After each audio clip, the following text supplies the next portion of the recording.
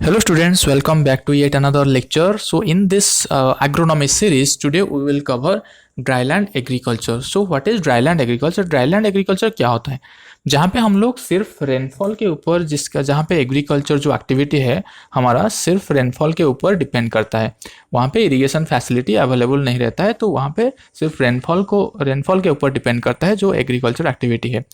तो जनरली वहाँ पे उस कंडीशन में क्या होता है, precipitation is less than potential evapotranspiration. अगर कोई भी कंडीशन में कोई कहीं पे भी प्रेसिपिटेशन अगर लेस देन पीईटी होता है तो क्या होता है, रेनफॉल जो है इनसफिशियंट है उस एरिया में। ओके, तो यहाँ पे नेगेटिव वाटर बैलेंस क्रिएट होता है, जो पी माइनस पीईटी जो है प्रेसिपिटेशन माइनस पोटेंशियल इवापोट्रांसपिरेशन वो नेगेटिव में रहता है उस कंडीशन में।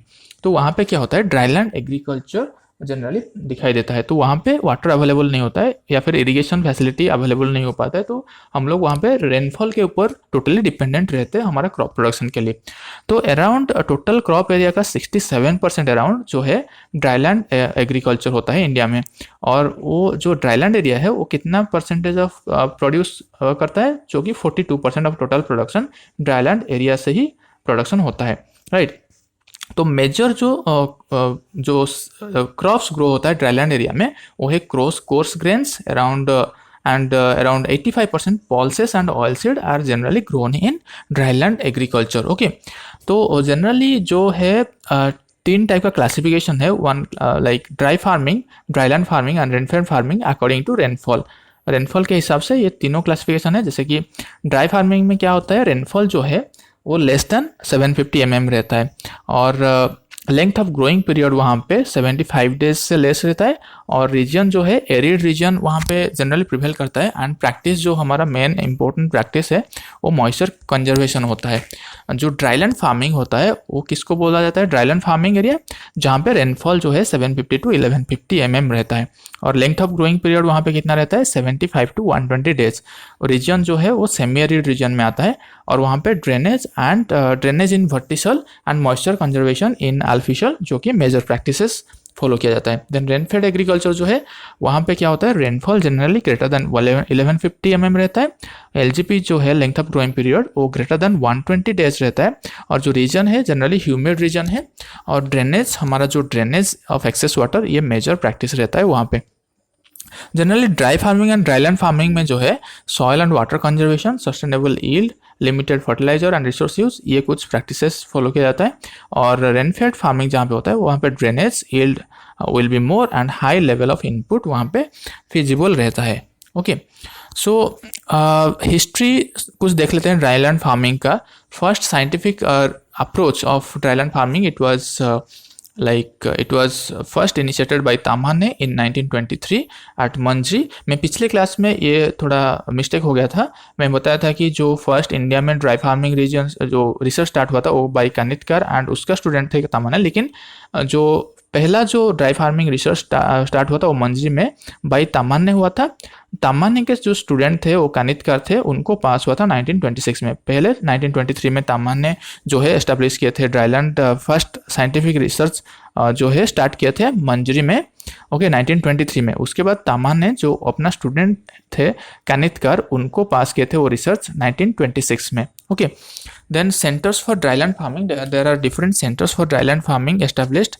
Then in 1933 first dryland farming established at Bijapur and Solapur. 1934 में हगारी एंड रायचूर में dryland farming research स्टार्ट हुआ था। then 1935 में रोहतक में स्टार्ट हुआ था। 1944 में जो है monograph on dry farming in India start हुआ था। 1953 में establishment of central soil conservation board ये एस्टेब्लिश हुआ था। 1959 में जो है काजरी एस्टेब्लिश हुआ था। काजरी मतलब central arid zone research institute जो है वो 1959 में एस्टेब्लिश हुआ था। ओके, 1972 में क्या हुआ था, 1972 में इक्रिसैट जो है एस्टेब्लिश हुआ था। ये एक CGIAR इंस्टीट्यूट है। CGIAR मतलब consultative group of international agriculture research, जो कि एक इंटरनेशनल इंस्टीट्यूट है। ICRISAT international crop research institute for semi arid tropic जो कि हैदराबाद में है और वो एस्टेब्लिश हुआ था 1972 में। ये भी ड्राईलैंड के ऊपर काम करता है। 1976 में establishment of dryland operational research programme. 1983 में 47 मॉडल वाटर सेट डेवलप किया गया था। 1984 में dryland development board and watershed development programme जो है लॉन्च हुआ था। 1985 में CRIDA, Central Research Institute for Dryland Agriculture, that was established in Hyderabad. Okay, 1986 में NWDPRA जो है लॉन्च हुआ था. सो ये कुछ ड्राईलैंड का जो हिस्ट्री है जो कि डेवलप हुआ था different institutions for dryland research. Then what are the problems of dryland agriculture. Dryland agriculture में क्या क्या प्रॉब्लम फेस करना पड़ता है. एक तो वेरिएबल रेनफॉल हो गया. ड्राईलैंड में जो रेनफॉल होता है एक कांस्टेंट नहीं रहता है और एक लाइक कांस्टेंट नहीं रहता है थ्रू आउट द ईयर. जो इसका इंटेंसिटी और डिस्ट्रीब्यूशन रहता है वो वेरिएबल रहता है. इंटेंसिटी वेरिएशन रहता है, डिस्ट्रीब्यूशन वेरिएशन रहता है. देन कभी कभी late onset of monsoon, early withdrawal of monsoon, prolong dry spell, ये सारी चीज़ दिखाई देता है. देन सॉइल कॉन्स्टेंट में क्या क्या आता है. Alfisol, vertisol, inceptisol, entisol, these are low fertile soil. ये सब ड्राईलैंड एग्रीकल्चर में जनरली ज़्यादातर ये सारे सॉइल पाया जाता है. Then socio economic constant of farmers, it can also be seen that dryland area. और इनपुट जो मतलब जो फैसिलिटी है, गवर्नमेंट अगर सब्सिडी देता है तो भी इनपुट वहाँ पे यूज करना फिजिबल नहीं होता है ड्राईलैंड फार्मिंग में, क्योंकि मॉइस्चर शॉर्टेज रहता है. काजरी जो है इंडिया मैप कंस्ट्रक्ट किया था. इंडिया का जो मैप है for dryland area that was based on normal rainfall, काजरी ने प्रपोज किया था. कौन सी साइंटिस्ट प्रपोज किया था इसको. Krishnan and Thanvi in 1972. Okay, so by climatological water budgeting approach of Thornthwaite and Mather. Thornthwaite and Mather जो है 1955 में क्लाइमेटोलॉजिकल वाटर बजटिंग अप्रोच किए थे, उसी को बेस करके कृष्णन एंड तन्वी जो है काजरी के वो ड्राईलैंड मैप कंस्ट्रक्ट किए थे इन 1972. So what is crop growing season. Crop growing season जो है कितना देर तक जो रेनफॉल का जो पहले रेनफॉल होता है उसके बाद वो सॉइल मॉइस्चर कंट्रीब्यूशन जो सॉइल में है, रूट जोन में मॉइस्चर अवेलेबल हो जाता है, वहाँ पे स्टोर होता है मॉइस्चर. तो वो स्टोर मॉइस्चर कितना दिन तक क्रॉप को मिल पाता है वो है crop growing season. So it depends on soil and climatic zone. Okay, so जहाँ पे अगर एक्चुअल इवापोरेशन जो है, एक्चुअल इवापोरेशन मतलब क्रॉप फील्ड से जो इवापोरेशन होता है, और पोटेंशियल इवापोरेशन मतलब जहाँ पे कोई भी स्ट्रेस नहीं रहेगा और वहाँ से कैसे इवापोरेशन हो रहा है, और उसको लेके ड्राउट का जो क्लासिफिकेशन है अकॉर्डिंगली लाइक नील और स्लाइड ड्राउट किसको बोलेंगे. Actual evaporation greater than potential evaporation by 2 अगर होगा, पोटेंशियल इवापोरेशन का जो हाफ है उससे अगर ग्रेटर होगा एक्चुअल इवापोरेशन, वहाँ पे हम कंसीडर करेंगे कि ड्राउट नहीं है, वहाँ पे वाटर स्ट्रेस नहीं है और स्लाइटली है. देन मॉडरेट ड्राउट किस कंडीशन में बोलेंगे, अगर एक्चुअल इवापोरेशन जो है PE/2 और PE/4 के बीच में रहा. सिवियर ड्राउट किसको बोलेंगे, अगर actual evaporation is less then PE/4. ये इंपॉर्टेंट है एग्जाम पॉइंट ऑफ व्यू से, तो इसको याद कर लेना. Drought period do not occur in Assam, west Kerala and east west Bengal. ये कुछ स्टेट्स है जहाँ पे रीजन है जहाँ पे ड्राउट कंडीशन दिखाई नहीं देता है. Okay, aridity is a permanent feature but drought is A temporary feature. Drought कभी कभी किस साल में आ सकता है, किस साल में नहीं आ सकता है, लेकिन एरिडिटी जो है, एरिड जोन जो है, वो एक परमानेंट फीचर है और वो एक लॉन्ग टर्म को लाइक एट्रीब्यूट करता है. तो ड्राउट का जो क्लासिफिकेशन है, ड्राउट क्या है पहले जान लेते हैं. According to Ramdas in 1960, drought is a situation when actual seasonal rainfall is deficient by more than twice the mean deviation. Okay, तो ये रामदास प्रपोज किए थे ये जो है ड्राउट का डेफिनेशन. अमेरिकन मेट्रोलॉजिकल सोसाइटी क्या बोला था कि period of abnormally dry weather sufficiently prolonged for lack of water to cause severe hydrological imbalance in the area affected. Okay, that definition was given by American Meteorological Society. Then imbalance between soil moisture and evapotranspiration, ये हम लोग बात कर चुके हैं. तो classification क्या है ड्राउट का, जो क्लासिफिकेशन है वो बेस्ड ऑन ड्यूरेशन अगर हम देखेंगे तो 4 टाइप्स ऑफ ड्राउट दिखाई देता है. One is permanent drought, one is seasonal drought, one is contingent drought, another is invisible drought. Permanent drought generally जो डेजर्ट क्लाइमेट है वहाँ पे दिखाई देता है. सीजनल ड्राउट मतलब जहाँ पे well defined rainy and dry season होता है वहाँ पे सीजनल ड्राउट दिखाई जाता है. देन कंटिजेंट ड्राउट का क्या मतलब है, एबनॉर्मल फेल्यूर ऑफ रेनफॉल में ऑकर इन ह्यूमिड एंड सब ह्यूमिड एरिया में ये दिखाई देता है, जो कि एबनॉर्मल, अगर जो फेल्योर ऑफ रेनफॉल है वो एबनॉर्मल है, मतलब हम एक्सपेक्ट नहीं करते हैं लेकिन वहाँ पे फेल्योर ऑफ रेनफॉल हो जाता है, तो उसको बोलते हैं contingent drought. Then invisible drought क्या होता है, फ्रिक्वेंट रेन होता है उस कंडीशन में, लेकिन जो रेन होता है वो इवापोट्रांसपिरेशन को फुलफिल नहीं कर पाता है। It is generally higher than evapotranspiration. यहाँ पे बॉर्डर लाइन वाटर डेफिसिट दिखाई देता है। तो ये भी जो ड्राउट क्लासिफिकेशन है ये एग्जाम पॉइंट ऑफ व्यू से बहुत इंपॉर्टेंट है। एग्जाम में हर एक एग्जाम में इससे क्वेश्चन आता है। जो ये हो गया बेस्ड ऑन ड्यूरेशन ड्राउट का classification. Then nature of relevance, nature और रिलेवेंस टू यूजर के बेसिस में ड्राउट का क्लासिफिकेशन क्या है। जैसे कि मेट्रोलॉजिकल ड्राउट हो गया, एटमॉस्फेरिक ड्राउट हो गया, देन हाइड्रोलॉजिकल ड्राउट हो गया, एग्रीकल्चरल ड्राउट हो गया। क्या क्या है नेचर ऑफ यूजर, नेचर और रिलेवेंस टू यूजर हिसाब से meteorological drought, atmospheric drought, hydrological drought, agricultural drought. Meteorological drought क्या है, annual rainfall is less than normal rainfall. Then atmospheric drought में low relative humidity with dry hot wind अगर होगा तो atmosphere में, तो वो है एटमॉस्फेरिक ड्राउट। हाइड्रोलॉजिकल ड्राउट क्या है, prolonged meteorological drought causes hydrological drought, मतलब जो वाटर बॉडीज है वो सारे ड्राई हो जाएगा, सूख जाएगा। एग्रीकल्चरल ड्राउट क्या है, इसको बोलते हैं सॉयल ड्राउट, मतलब जो वाटर है सॉयल में वो मतलब इतना अवेलेबल नहीं हो पाता है प्लांट का जो नॉर्मल एक्टिविटी करने के लिए, ट्रांसपिरेशन होने के लिए। तो imbalance between available soil moisture and evapotranspiration. तो ये हो गया nature and relevance to user के हिसाब से। देन प्लांट जो है अडॉप्ट करता है ड्राउट को। कैसे अडॉप्ट करता है, plant adaptation to drought. Plant जब ड्राउट होता है प्लांट कैसे उसको अडॉप्ट करता है। एक तो होता है एस्केपिंग ड्राउट, मतलब ड्राउट वहाँ पे प्लांट फेस ही नहीं करता है, तो वो है एस्केपिंग ड्राउट। ओके, तो एफमेरल जो 5 to 6 वीक में जिसका जो शॉर्ट ड्यूरेशन क्रॉप है, मतलब एक्सट्रीमली शॉर्ट ड्यूरेशन क्रॉप, उसको बोलते हैं एफमेरल, जो कि 5 to 6 वीक में वहाँ उसका जर्मिनेशन टू लेके फ्लावरिंग और फ्रूटिंग तक वो खत्म हो जाता है लाइफ साइकिल। तो वो हो गया एफमेरल। देन अर्ली वेराइटी जो है वो भी ड्राउट को एस्केप कर सकते हैं। देन ड्राउट रेजिस्टेंस आ जाता है। ओके, एक तो हो गया एस्केपिंग ड्राउट और एक resisting drought.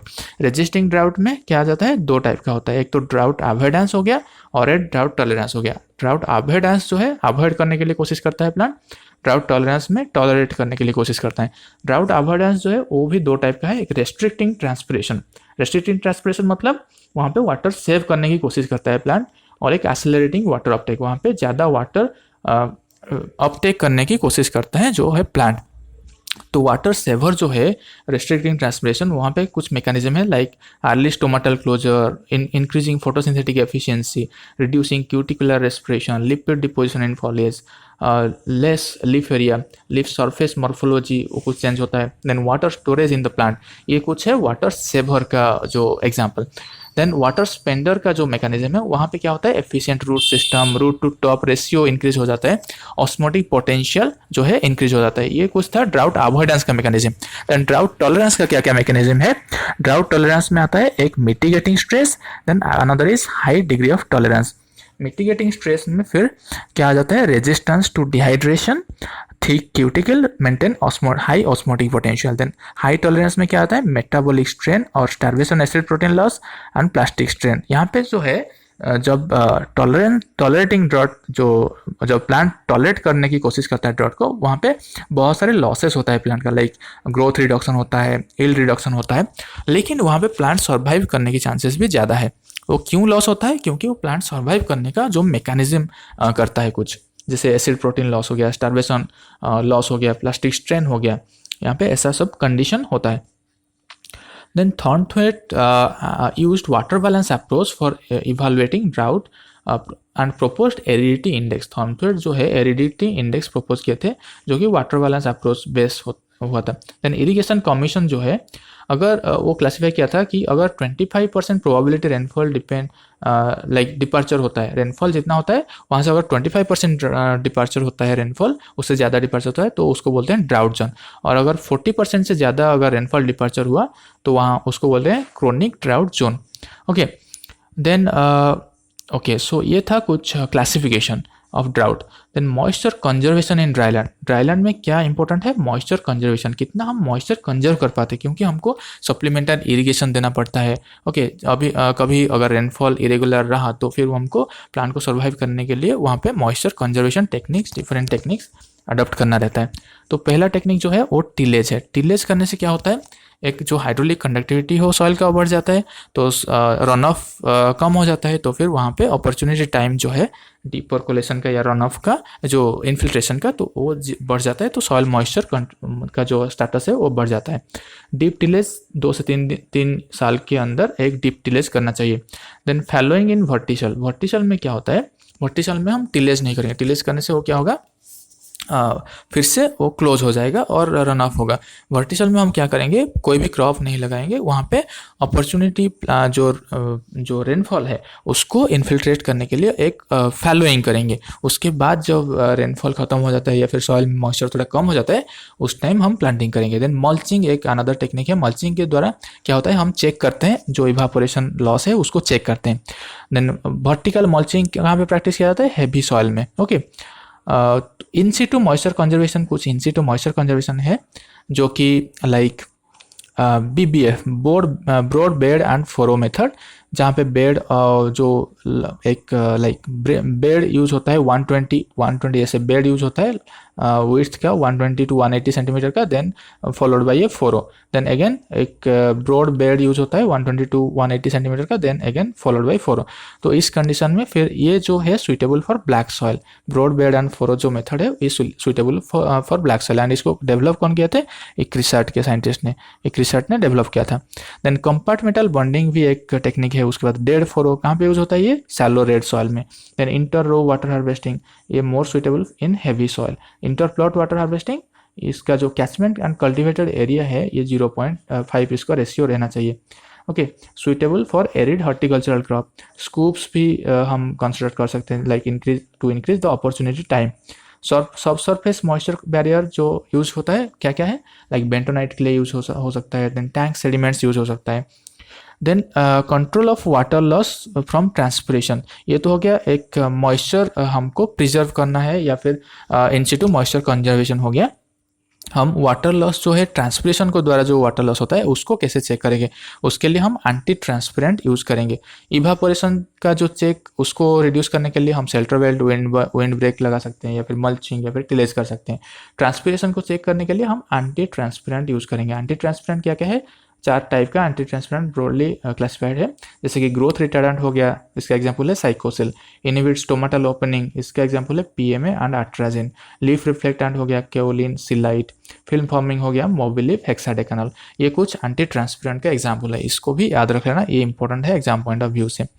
Then water harvesting का जैसे हम बात कर रहे थे, तो वाटर हार्वेस्टिंग फार्म पॉन्ड में भी वाटर हार्वेस्टिंग करते हैं, लाइक कैचमेंट एरिया से फार्म पॉन्ड एक कंस्ट्रक्ट करते हैं, तो जो कि एक्सकावेटेड हो सकता है, जिसका जो साइज है वो सर्कुलर हो सकता है, स्क्वायर हो सकता है, रेक्टेंगुलर हो सकता है। Then embankment farm pond, excavate मतलब खोद के उसको फार्म पॉन्ड बनाते हैं, एम्बैंकमेंट मतलब साइड में पत्थर या कुछ बॉन्डिंग करके उसको फार्म पॉन्ड बनाते हैं। Then another one is excavated cum embankment. Okay, तो 3 टाइप का फार्म पॉन्ड हो गया।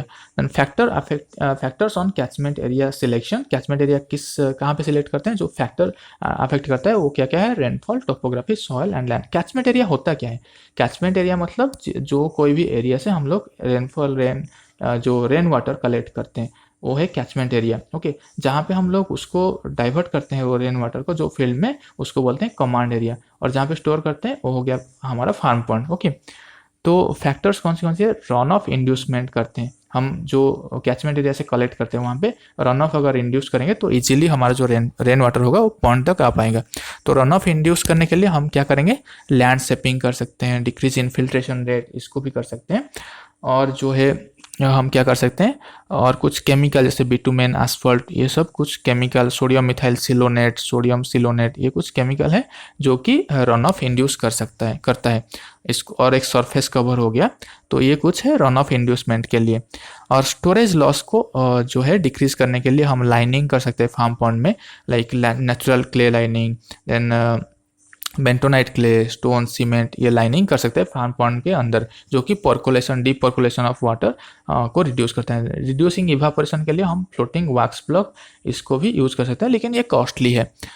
देन पर्कुलेशन पॉन्ड और वेल इसको कंस्ट्रक्ट कर सकते हैं, चेक डैम कंस्ट्रक्ट कर सकते हैं, माइनर इरिगेशन टैंक भी कंस्ट्रक्ट कर सकते हैं। What is protective irrigation? Okay, protective irrigation जो है 1 to 2 सेंटीमीटर का इरीगेशन दिया जाता है in shallow rooted crop, 3 to 5 centimetre का इरीगेशन दिया जाता है डीप रूटेड क्रॉप में, to protect this crop from complete failure. Okay, protective irrigation किया जाता है। क्रॉप प्लानिंग जो होता है कैसे होता है, according to rainfall. Crop planning जो है, जैसे रेनफॉल अगर 350 to 600 mm हो गया और लेंथ ऑफ ग्रोइंग सीजन अगर लेस दैन 20 वीक हो गया, वहाँ पे सिंगल क्रॉपिंग हम प्रीफर करेंगे।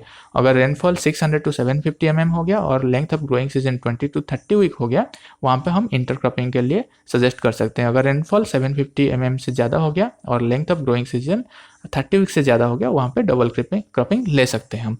ओके, तो ये कुछ रिकमेंडेशन हो गया। Then mitigating adverse effect of aberrant weather, इसके लिए हम कंटीजेंट क्रॉप प्लानिंग करेंगे। कंटीजेंट क्रॉप प्लानिंग मतलब क्या है, अगर लेट ऑनसेट ऑफ मानसून हुआ तो वहाँ पे हम लोग ट्रांसप्लांट कर सकते हैं, ऑल्टरनेट क्रॉप ले सकते हैं, राइट। अगर dry spell during crop period हो गया तो वहाँ पे हम रैटूनिंग कर सकते हैं, थिनिंग कर सकते हैं, वीड कंट्रोल कर सकते हैं, प्रोटेक्टिव इरीगेशन दे सकते हैं। देन अर्ली विथड्रॉल अगर मानसून हुआ तो फिर वहाँ पे क्या होगा, अर्ली विथड्रॉल होगा तो टर्मिनल ड्राउट होगा, वहाँ पे हमारा जो क्रॉप लॉस है वो बहुत ज़्यादा होगा। ओके, और जो है वर्टिसल हमारा जो और क्या क्या कंटीजेंट क्रॉप प्लान है, जैसे वर्टिसल हो गया, वहाँ पे हम क्या क्या इंटरक्रॉपिंग ले सकते हैं, जैसे सीरियल प्लस पिजन भी ले सकते हैं और सोयाबीन प्लस पिजन भी ले सकते हैं। जैसे अल्फिसल हो गया, वहाँ पे हम ग्राउंडनट और पिजन भी, सोरगम प्लस पिजन भी, इसको हम सजेस्ट कर सकते हैं in semi tropic area of India. Then alternate land use system क्या होता है, ऑल्टरनेट लैंड यूज सिस्टम क्या होता है, इसको लैंड कैपेबिलिटी क्लासिफिकेशन के हिसाब से जो है क्लास 1 to क्लास 8 हम क्लासीफाई किए हैं, उसी हिसाब से हम अगर लैंड को यूज़ करते हैं उसको बोलते हैं alternate land use system. Okay, according to NRSA culturable waste land कितना है इंडिया में, 38.8 million hectare. Alternative land use क्या क्या है, आले क्रॉपिंग और हेज रो क्रॉपिंग होता है, उसका डिफरेंट लाइक वहाँ कहाँ पे ये यूज़ होता है, ह्यूमिड ट्रॉपिक एरिया में ऑल्टरनेटिव टू शिफ्टिंग कल्टीवेशन, ये आले क्रॉपिंग यूज़ किया जाता है। आले क्रॉपिंग क्या होता है, कुछ रोज of like fast growing tree, legume tree होता है, उसके बीच में फील्ड क्रॉप लगाया जाता है, राइट। तो ये डिफरेंट टाइप्स का होता है, एक फॉरेस्ट कम आले क्रॉपिंग होता है, फॉरेस्ट कम मॉल सिस्टम होता है, फॉरेस्ट कम पोल सिस्टम होता है। देन ले फार्मिंग होता है in non arable land, then tree farming होता है नॉन एरेबल लैंड में, टिम्बर फाइबर कल्टीवेशन होता है। Then medicinal and aromatic plant भी यूज़ किया जाता है। देन एग्रो फॉरेस्ट्री यूज़ किया जाता है। एग्रो फॉरेस्ट्री क्या है, integrated self sustain land management system. Okay, then agri horti for arable and land use होता है, जैसे कि food cum fruit system. Then horti silvi pastoral system भी यूज किया जाता है। Then watershed management, watershed management क्या है, जैसे वाटरशेड में क्या क्या रहता है, वाटरशेड में एक कैचमेंट एरिया रहता है, मैं बता चुका हूँ कैचमेंट एरिया क्या है, बेसिन क्या है और कमांड एरिया क्या है। तो एक कैचमेंट एरिया रहता है और एक बेसिन रहता है और एक कमांड एरिया रहता है वाटरशेड में। Watershed is the drainage area on land surface from which runoff from precipitated area is particular like point collected and released through a common outlet, that is watershed. And it optimizes integrated use of land, water and vegetation. Principle क्या है watershed management का, utilizing land based on capability, protecting fertile topsoil, minimizing silting of tank and reservoir. Then protecting vegetation cover throughout the year, in situ conservation of rainwater, safe disposal of surface runoff, gully stabilization, increasing cropping intensity, alternate land use system, water harvesting for supplemental irrigation, ये कुछ जो है। Then ensuring sustainability of ecosystem, maximum farm income, improve infrastructure of facility, improve socio-economic status of farmer, ये कुछ है objective of watershed management. ये क्या है, objectives of watershed management. Then there are different steps है वाटरशेड मैनेज करने का, कौन सी एरिया में हम कैसे वाटरशेड मैनेज करेंगे, उसका डेवलपमेंट कैसे करेंगे, उसका इवैल्यूएशन कैसे करेंगे, उसका जो डिफरेंट स्टेप्स है हम लोग दूसरे क्लास में इसको डिस्कस करेंगे। देन कंपोनेंट क्या है वाटरशेड मैनेजमेंट का, सॉयल एंड वाटर कंपोनेंट है, वाटर हार्वेस्टिंग के कंपोनेंट है, क्रॉप मैनेजमेंट है, alternate land use system. Soil and water conservation में permanent measure, semi permanent measure and temporary measure आता है। परमानेंट मेजर में बॉन्ड एंड टेरेस आ जाता है, सेमी परमानेंट मेजर में स्ट्रिप लेवलिंग, वेजिटेटिव बैरियर ये आता है। देन टेम्पररी मेजर में broadband furrow, then dead furrow, mulching, ये सारे कुछ टेम्पररी मेजर है। देन कुछ इम्प्रूव ड्राईलैंड एग्रीकल्चर इम्प्लीमेंट जो कि ICAR का डिफरेंट इंस्टीट्यूट इसको किए थे, जैसे फेस्पो प्लाव हो गया, इसको क्रीडा ने डेवलप किया था। देन क्रीडा ड्रिल प्लाव हो गया, इसको भी क्रीडा डेवलप किया था। रीजर सीडर हो गया, इसको AICRPDA हिसार ने डेवलप किया था। क्रीडा सीड कम फर्टिलाइजर ड्रिल क्रीडा ने डेवलप किया था। रॉयला गोरू जो है AICRPDA अनंतपुर ने डेवलप किया था। मालव्या सीड कम फर्टिलाइजर ड्रिल जो है इसको AICRPDA वाराणसी यूज़ किया था, डेवलप किया था। Then Shivaji multipurpose farming machine जो है इसको AICRPDA सोलापुरी डेवलप किया था। क्रीडा ग्राउंडनट डिगर जो है ये एक 4 रो प्लांटर है, इसको क्रीडा ने डेवलप किया था। ड्राईलैंड वीडर जो है ये इसको TNAU डेवलप किया था। देन हार्वेस्टिंग इक्विपमेंट कुछ डेवलप हुआ था, जैसे कि सिंगल रो रोटरी रिपर हो गया, इसको IRA ने डेवलप किया था। ग्राउंडनट डिगर जो है इसको CIAE central institute of agriculture engineering Bhopal ने यूज़ किया था। इसका जो डिगिंग एफिशिएंसी है ब्लैक सॉइल में भी 98% है। Then peg type V shaped groundnut digger जो है इसको इक्रिसाट ने डेवलप किया था। एग्रीकल्चरल ड्राउट जो है इसको अगर AE/PE actual evaporation by PE अगर लेस देन 0.25 होगा तो उसको बोलेंगे agricultural drought. And mechanism of water conservation in plant, like ये कुछ इम्पोर्टेंट जो है क्वेश्चन है, हम लोग डिस्कस कर लेते हैं। कुछ इम्पोर्टेंट ऑब्जेक्टिव क्वेश्चंस है जो कि प्रीवियस ईयर में आया था और नेक्स्ट आने वाला है, तो इसको हम देख लेते हैं। जैसे कि हो गया agricultural drought when AE/PE is less than 0.25। Then mechanism of water conservation in plant by Simpson during 1981। then water holding capacity of sandy soil कितना होता है 100 mm। ट्रांसपिरेशन रेशियो जो है inverse of water use efficiency होता है, ये lowest होता है कैंप प्लांट के लिए। वाटर यूज एफिशिएंसी जो है उसका ऑर्डर क्या है, वाटर यूज एफिशिएंसी का कैंप प्लांट का सबसे ज़्यादा होता है, उसके बाद C4 का, उसके बाद C3 का। लेकिन जो ट्रांसपिरेशन रेशियो होता है वो C3 का ज़्यादा होता है, क्योंकि ट्रांसपिरेशन रेशियो मतलब कितना वाटर ट्रांसफर हो रहा है for producing 1 kg of dry matter, unit dry matter production के लिए कितना वाटर लॉस होता है वो C3 में ज़्यादा होता है। देन कुछ इंपॉर्टेंट जो पॉइंट्स है, जैसे कि बोल रहा था कि mean annual rainfall dry semi arid zone में कितना रहता है 500 to 750 mm। Moisture index for semi arid region कितना रहता है -33.3 to -66.6, ये इंपॉर्टेंट है। First person to attempt climate classification कौन है, De Candolle. Climate classification suitable for agriculture that was proposed by Troll based on temperature and humid month. Maximum percent geographical area of India it comes under semi arid dry zone. Under mild stress yield of tobacco increases। Okay, पारा हेलियोनेस्टी जो है किस में दिखाई देता है, pulses में। पारा हेलियोनेस्टी जो फेनोमेनन है क्या है कि पल्सेस में जब रेडिएशन ज़्यादा होता है वहाँ पे पल्सेस क्या करते हैं, टुवर्ड्स लाइट, इसको जो लीफ एंगल है टुवर्ड्स लाइट रह जाता है, तो पैरेलल रहता है, तो रेडिएशन लोड जो है कम हो जाता है। Then estimated rainfed area of India कितना है 95 million hectare. Contribution of south west monsoon to total precipitation around 74%। According to IMD, when rainfall deficiency is greater than 50% of long-term average, that is known as severe drought। severe drought जो है special coverage, अगर drought condition अगर more than 40% area में हुआ तो उसको बोलेंगे severe drought.